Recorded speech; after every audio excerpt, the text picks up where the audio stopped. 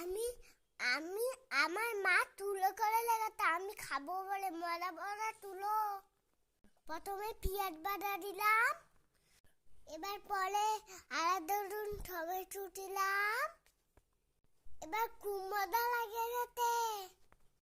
আমি মাকে বললাম মা মদ্দা মদা করে করে নাও, তোমরা সবাই এরকম করেই রান্না করবে, তলা বাটা খেতে খুবই মজা।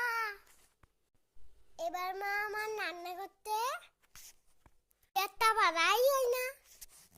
বন্ধুরা তোমরা তো এই দেখতে তো ভিডিওটা তোমরা কোথা থেকে দেখতে বলবা।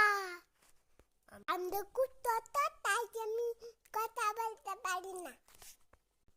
মা বলে আমি তোতলা, কিন্তু আমি সবার সাথে কথা বলতে পারি। আমার ঘুম থেকে ভালোই লাগে না।